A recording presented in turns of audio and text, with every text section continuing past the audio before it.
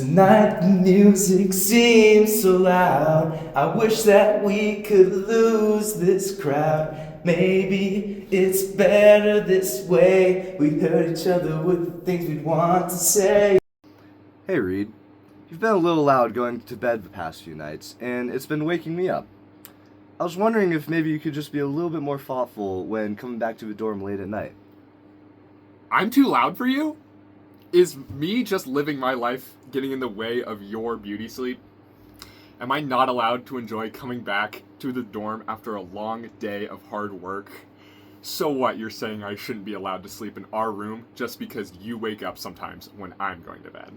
You want me to sleep outside on the street in the cold, all because I woke you up once when I was coming back late one night?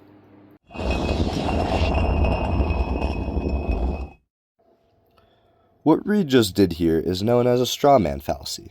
A strawman fallacy is the distortion or exaggeration of an opponent's argument, then an attack on that distorted version instead of the original premise.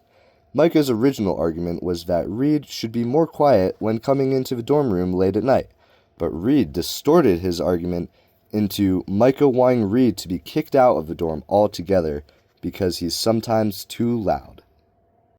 Hey Reid, I feel like our room's been smelling a little funky recently, and I think we should get a candle.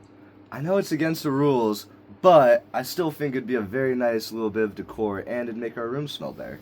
See, Micah, candles are strictly prohibited in the dorms. They are literally stated in the student handbook. And if we got caught by the RA with a candle, we could get kicked out of the dorms. And not only that, we would probably be kicked out of college too. And without college, you won't be able to find a job. And without a job, you won't have any money to buy a house or afford rent. We would be homeless on the street. In this weather, that would suck.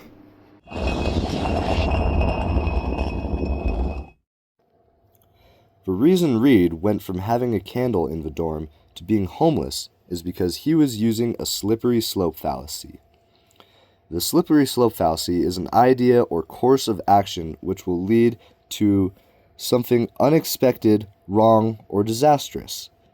The idea of having a candle when you're not supposed to doesn't seem like a big deal, but Reid described a set of extremely unlikely outcomes that came from the one decision of having a candle and led to being homeless. Hey Micah, this fucking fan has been broken for weeks now, and it is still in the middle of our room. Can you please fucking get it out of the way? This fan right here?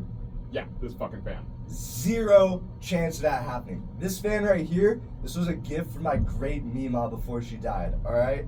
When she was on her deathbed, dying of cancer, she looked me in the eyes, and with the last strength that she had left, she said, "Oh, Micah, poor Micah, please take this fan and never move it, even if it's broken. I would weep from the heavens above if you ever moved or touched this fan again." Do you want that, Reid? Do you want to make my grandma cry? Because that's what you're doing right now, asking me to move this fan.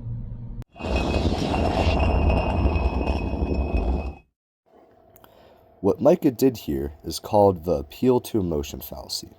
The appeal to emotion fallacy is the use of emotion in place of reason in order to attempt to win the argument.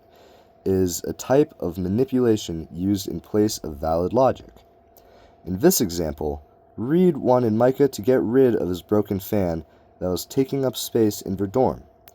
But Micah insisted that it would make his dead grandmother cry for him to move the fan out of the way, instead of providing a logical reason as to why he didn't want to move the fan.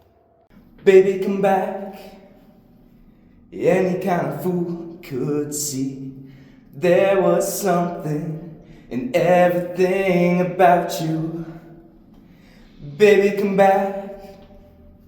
You can blame it all on me. I was wrong, and I just can't live without you.